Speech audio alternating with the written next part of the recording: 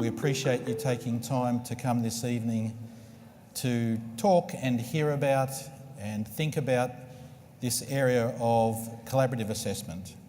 And we'll be presenting that through a number of speakers tonight, and we want to give you an update on what's happening in this area, and also to introduce to you a new initiative called the Collaborative Assessment Alliance, which is working at a global level to move ahead this agenda of creating, of testing, implementing new forms of assessment that allow educators, students, schools and systems to understand, to be able to identify, measure the higher order skills, the complex skills that employers and participation in society requires today. So, thanks again for taking the time. I'm going to start by introducing the first panel of the night. And the first panel, we're going to talk a little bit about the whys and the hows of collaborative assessment.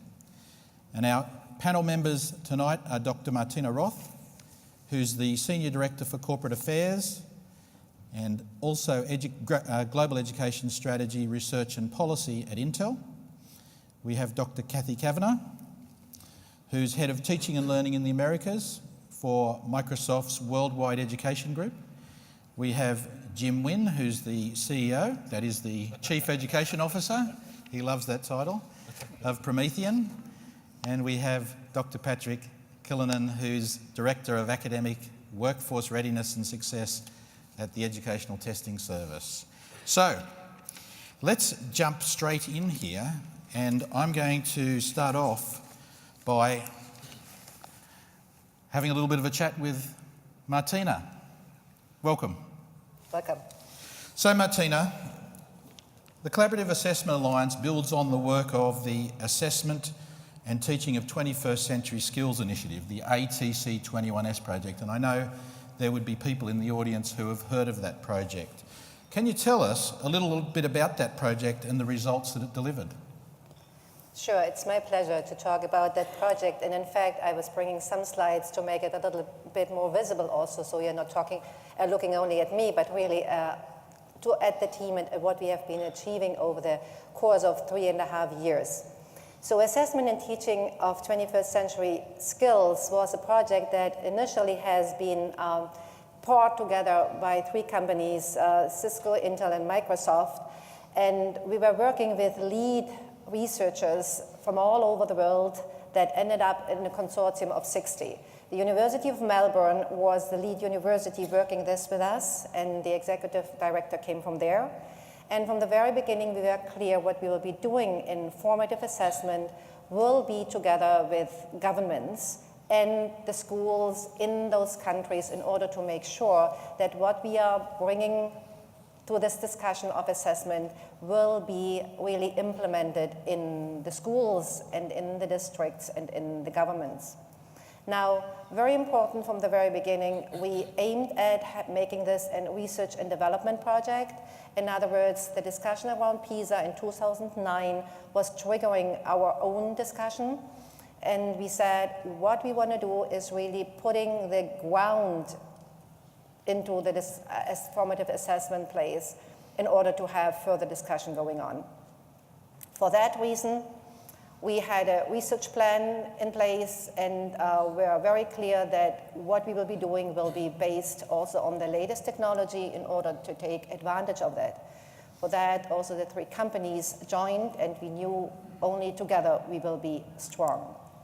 Now, what you can see in this coming slide is we had 5 phases that we went through, with the conceptual phase first, and the second was really having pilots and specific dedicated labs in place, then went into the dissemination phase. We went really to larger scale testing, and at the end we had all the resources put together in different countries over the course of the 3 years.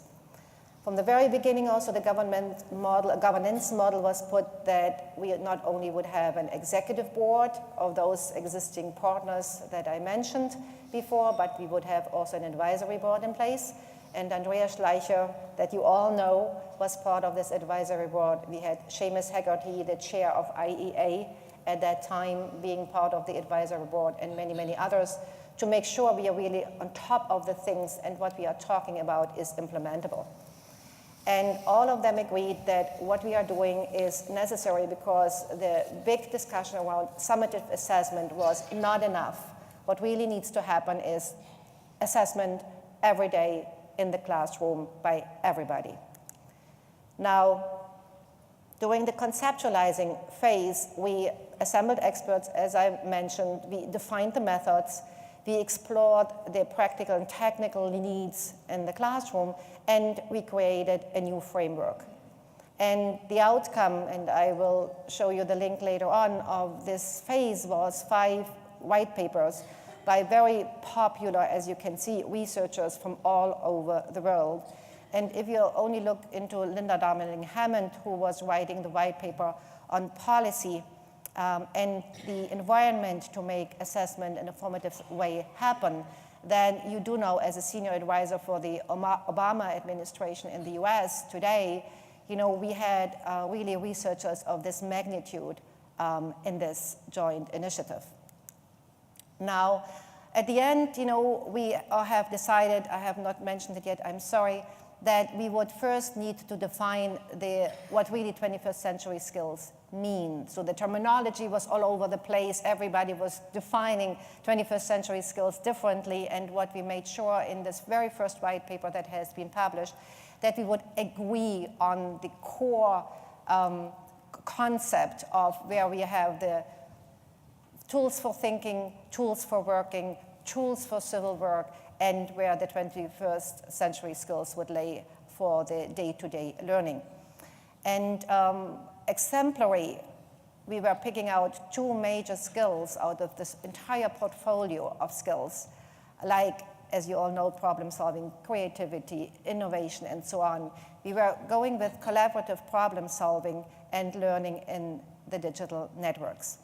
And very, very proud that in 2012, as you all know, problem solving was the skill that has been assessed by PISA all over the world. In 2015, it's now collaborative problem solving. And we are very proud that we had a major contribution to this decision, having presented also on the OECD board.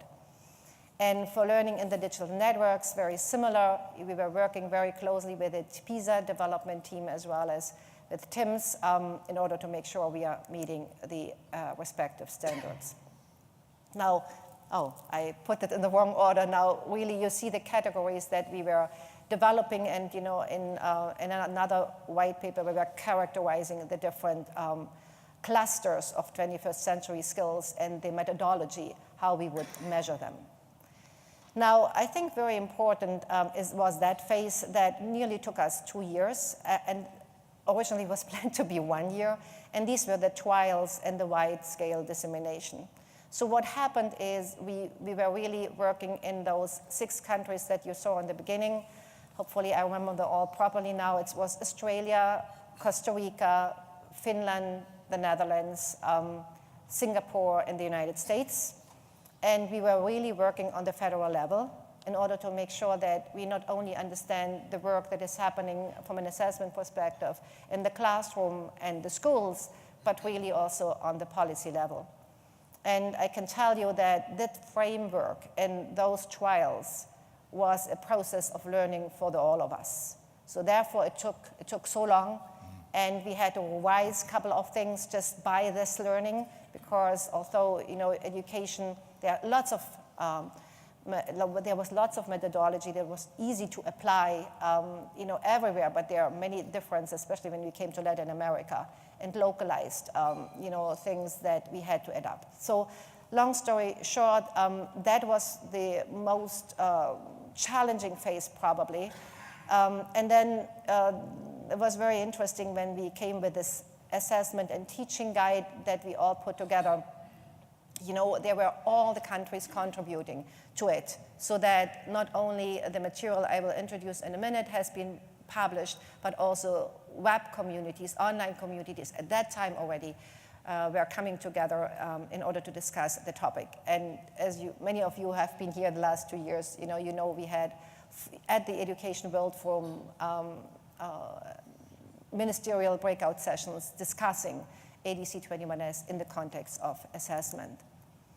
So these are the promised resources. So the white papers I mentioned, and you will see a URL at the end, so you can easily look at the material and pick it and read it. So defining 21st century skills, all the methodological issues are reflected there very openly, transparently, what was working, what not, technological issues, classroom and formative evaluation issues, and then the framework that we are very proud of that Linda put together. And Springer decided to publish the material in a first volume, and there's another volume under completion right now. A feature that I don't want to go too much into, but because Greg and Wayne will talk about that later, given that Janison was a major part of the development team at the end of the ADC 21S, we have a feature in that probably was the reason that we got a huge recognition in Amsterdam a year ago by the head of the assessment consortium there in Amsterdam at AURA, saying that, within 10 minutes, each teacher, based on the tool that has been developed, would get a report on not only the individual status of a student, but really the incremental improvement over the period of a year, of 2 years, 3 years, because the data have been captured right in 10 minutes. That was world revolution for many teachers, and they just wanted to have it. The other one is you see a classroom report, the same time the teacher could get a report comparing students, one by one, really where his students are and how they are compared to others. And he could share this report with his principal, of course. And then the profile report, where he could even talk with parents, or she, I always say he, I should say she or he. The teacher would also talk to the parents, having this report ready. So that was clearly something that we found was, for us, so much impressive, also for the three companies, how technology was helping to make that happen. Based on that, teacher professional development set of tools was developed. You can see that, and I don't want to go into details. You will find this on the web, and was clearly laying the ground, because we were clear assessment is not there for assessment per se, even not formative, but it has to lead to the change of the of instruction and learning in the classroom, and that's what that resource package is all about. And then last but not least, there are local case studies that the countries were willing to share on a school district or even country level. And if I may say so, and therefore I put the picture here from Costa Rica, we were probably most impressed that Costa Rica case study was the most exciting in a way, because they started the last, they joined the whole consortium last, and they probably brought the biggest package together, and this is now role modeled in whole Latin America. So let me finish here, and hopefully I was not too much over time. You can find a lot of material under the adc21s.org. There you can also download the material, and you would have also point of contact if you have more questions. Thank you very much. Thanks, Martina. And I think that provides a great context to how this work happened. But I'm going to bring in another thing here. We were just talking a minute ago, and we were remembering that this started in late 2009. Right. And if I was to think back in 2009, then the way that technology was applied to assessment was pretty limited. And in fact, the organisations that were involved in this. Right. So what's been the impact on this on some of the other lead organisations like OECD and IEA? Do you want to just give people a quick update on where we are with that? Oh, I would love to. So first is, it was from the very beginning a joint activity that this consortium has been driving, but also given that we had Andrea Schleicher and Seamus Hegarty on the advisory board, we were exposed to their teams as well. And I think, the discussion that even summative assessment shouldn't be limited to just the subject skills. And the whole discussion was about, opening this up, but, employers like us, the three companies, but also all the governments that we were working with, we all were caring most about the 21st century skills.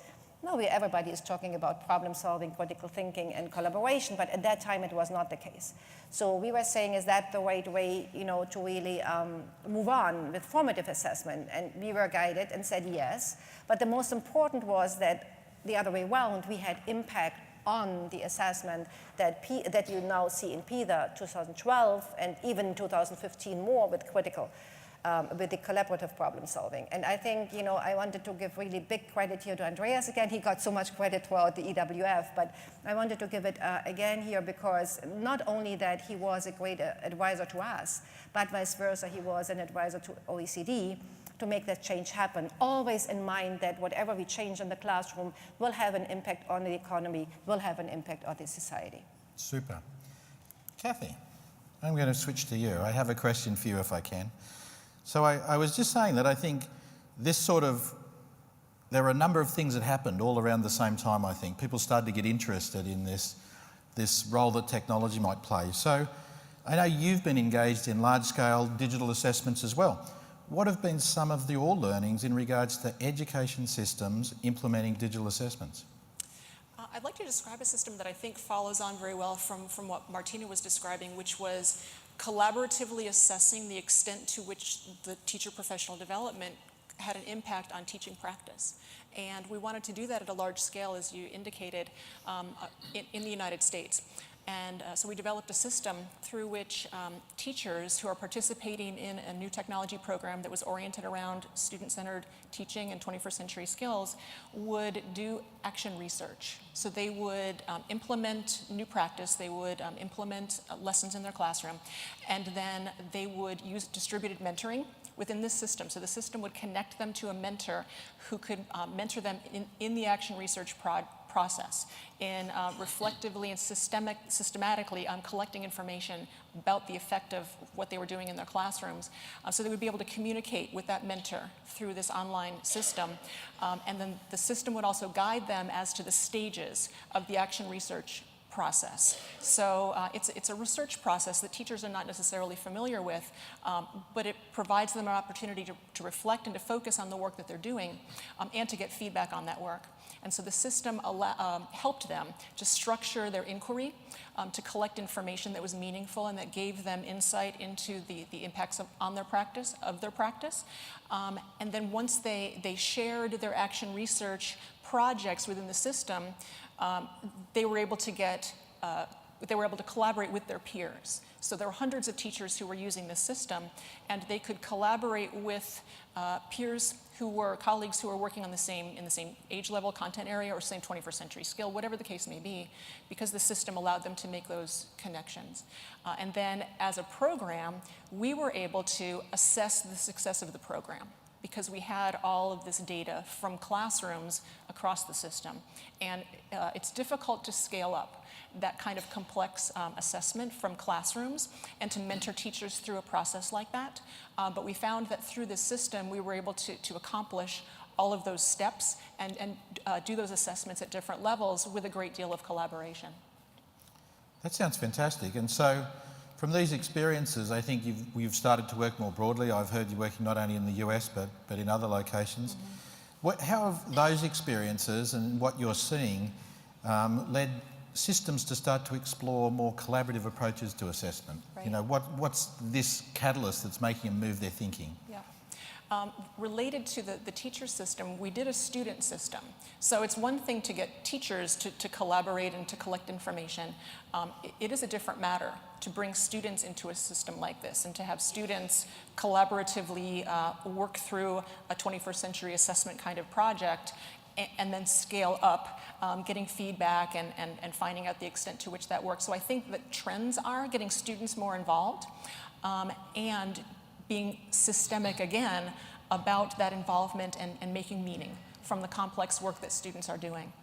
And so in the student system, student work, student media assets, artifacts, based on their projects were uploaded, and then teachers in peer groups looked at that student work and gave feedback to each other about how that work was achieving standards, academic standards, and how that work was accomplishing 21st century skills. And so students got feedback from a wide range of teachers, and teachers learned from each other about what their students were doing. And because we were coding the project specifically around the 21st century skills, we were able to see the extent to which there was change happening from one year to the next, or even within the same school year. And we did see significant increases in higher order thinking being demonstrated in those projects through the process of collaboration and sharing and working together and improving what was happening in classrooms. So do you have any advice for the people in the audience if they're thinking about, how do I take the first step on this journey, or Yes. where do I go? Have no fear. Expand the comfort zone. It can be done quickly. It can be done with low resources. We have systems. We have systems to help with this process, and we have models to go by. Thank you. Yeah. Jim, I'm going to move on to you a little bit.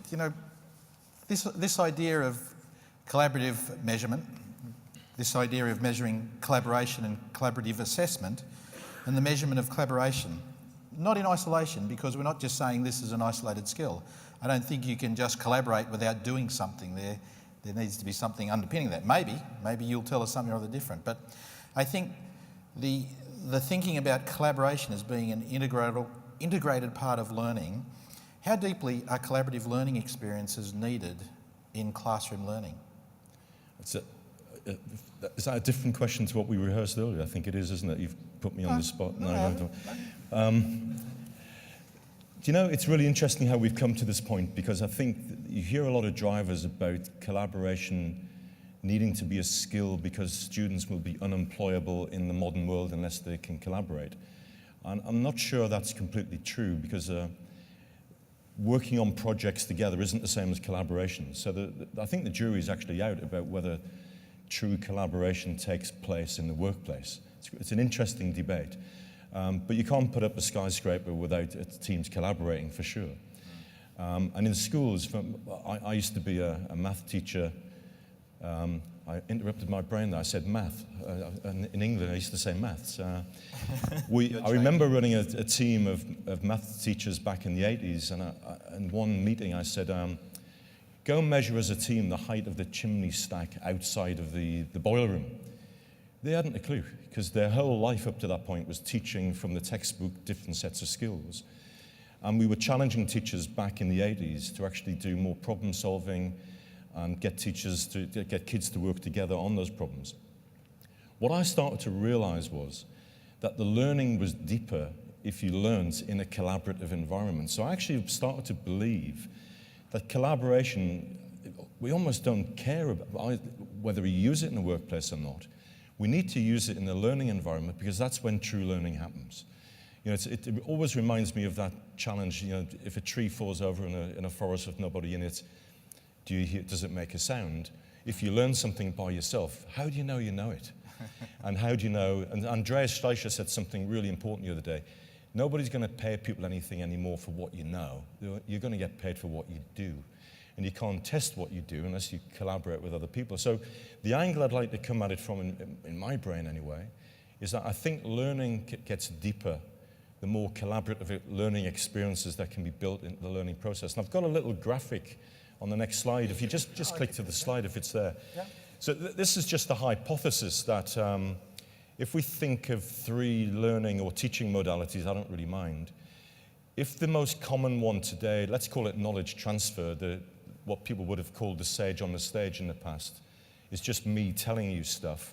Then if you look at the axis on the left there, I'm saying that student achievement is limited if that's the only modality. But you can actually be a better knowledge transfer person than somebody else if you think about how you do that. And you could invite a student up to the board and interact, but at the end of the day, you're limited. And as you go through different learning and teaching modalities, you introduce more collaboration. And in the middle one, which I'll call knowledge sharing, you're still within the classroom and you're getting your hands dirty as a teacher. You've moved from the front to the middle of the class. But perhaps the highest student achievement is achieved in knowledge communities when people are really collaborating with different groups. By the way, I'm not saying the right is better than the left. Good teachers will mix it all up. So my experience tells me that there's a lot to say about that. And Professor Don Passy has picked this up and he's written a white paper around these 3 stages. And it's a nice, neat way to challenge people. The big problem that we have is that 95% of the conversation is about the top right. And I would guess that 80% of teachers are on the bottom left. And there's a journey there, and we've got to help teachers on that journey. It's a great point. So do you think we need a syllabus on collaborative learning? you know, specific learning objectives that need to be taught, or is it something we just hope happens?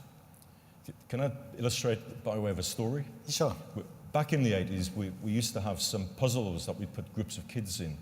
And one of them was called Shark-Infested Custard. And we put a circle on the playground, which was too big to reach the middle. And we'd put a cup in the middle. And we'd give a group of kids some planks of wood, some elastic bands, some string, and they had to get the cup from the middle to the edge. And I remember this boy once, that we put these boys in a team, and he picked up the brush and he threw it at the cup and it fell over and the team lost. And we had to stop the other kids beating him up at this point. But we were trying to challenge them to sort of work together to see which, you know, in fact it's 3 bits of string with an elastic band that you work and you drop it over the cup and pick. It's a really clever little problem. So there are skills that he didn't have. So there has to be a syllabus. But a bit like citizenship on the curriculum, do you judge people as a good citizen or a bad citizen in the citizenship course? So I'm not sure about that, but there certainly is there's a syllabus, but whether or not you have to assess it in a traditional way is another thing. But there are certainly things you can learn. So I want to pick up on your point around teachers, because I think it's a critical one. I think the journey that you mentioned and we can see here is important. So why do you think that teachers haven't moved to this mode? What do you think that we need to do to help the uptake? We can blame governments and everything else because they're comfortable in this mode. The skills of running a classroom, the teacher in the middle, the craft of that classroom is entirely different to the craft of the first classroom. And we haven't done enough to help teachers develop a new craft. And we just keep throwing technology. And as I say, we talk about top right, and there's a curve in each of those. And you've got to get to the top of the first curve to have no fear, to step onto the second curve. And look at the green bar. You might actually go down in your productivity because things are tougher. It's deliberately drawn like that. Maybe people are ready to step off earlier, but there's a journey. So we have to help teachers on this journey. If we don't help them on the journey, they'll stay bottom left-hand side. There's another problem, though. Yep. If this is true, then student achievement goes up if you have a mixed modality. Click to the next slide, please, Greg. UNESCO said in October that we are currently 3 million teachers short to provide primary education to the 57 million kids that are not in school today. And it gets worse when we go to the lower secondary and secondary. We're millions of teachers short, and we've got teachers working in terrible circumstances. Unless we can help teachers move through that, we're not going to solve this problem, and we're going to disenfranchise millions of children as we're doing today in the future. So this is a critical problem for us in society. We have to do this. I agree. So any other guidance or feedback for the people here? What's your advice, Jim? Small steps, but real steps. Let's stop talking in bland terms about collaboration. Let's find places where teachers will have success in collaborative exercises, and that way they'll want to do more. And if they have failure at the first attempt, they'll stay bottom left-hand corner all the time. If we just click once more, if you give me 30 more seconds, we need to help teachers take their learning objectives they want to deliver, choose the right content and technologies to choose the right teaching, learning, and feedback strategies to have successful lessons. I won't go, it's quite a deep slide actually because there are some builds, but we're running out of time. But giving teachers the skills to choose different types of learning and teaching strategies is really critical. And you can't just do it by saying, here's a one-to-one device or here's an interactive whiteboard, improve. There must be a structure around it. Super. Thank you. Thank you. Let's move on to Pat. So Pat, just looking ahead a little bit, you're a researcher for one of the largest education assessment and measurement organisations in the world. We want you to share with us some of your thinking on where your research is now and what you see as being the opportunities ahead. Well, thanks for the question. We've looked at a lot of employer surveys and surveys of educators, and we find that collaborative problem-solving skills are among the most highly sought after. And so that's why I say it's a two-way street. At the same time, what we're doing is we're trying to develop models and methods that contribute to PISA 2015, for example. PISA in 2015 is going to be a collaborative problem solving, but it's going to be a set of, it's basically going to be a script and a tree that you're going through. It's not going to be too unstructured. By PISA 2018, maybe we have some, not a script, but we have the real uncharted territory of an actual dialogue between two human problem solvers. And this is where I think things are headed. We have a lot of tools we have to develop before we could field an assessment like that, score such an assessment, and provide usable feedback to students and to teachers and to systems. I was in a session earlier today and we were discussing assessment, and it really one of the key points that came up is that there's no one organisation that's going to do this in isolation. I think we've got examples here of lots of different people who are working on this. And that's the background behind the Collaborative Assessment Alliance, the idea of bringing together industry partners, working with education systems, with schools, with teachers in classrooms, to build the capacity to create these new types of assessments. So as we wrap up this part of the session, any final comments that the panel has towards the audience? We've given some examples, we've discussed a little bit the issues around teachers and collaboration and how it applies to teaching, the background on ATC 21S. I'm fascinated that ETS is now hiring new types of employees to develop these assessments. Any final comments? I'd like to make a comment about PISA. Yeah? Because a lot of people talk about PISA in very negative terms and how it's driven people towards teaching in a certain way. In fact, it really isn't fair, because if you look at the levels of questions, a level 1 question might just be a knowledge, factual type question, but a level 6 is still, it's not a collaborative problem solving, but there's problem solving in there. And if you look at the profile of people in each of those bands, that tells you an awful lot about the economic activity, ability of your citizens to work in your society. And if you match that up against the types of jobs, you know, in the UK, we've lost 500,000 non-skilled jobs in the last 10 years or whatever. Those people, if they haven't got collaborative skills, the jobs aren't there for them anymore. They've gone. So looking at the analysis of those 6 grades is amazing.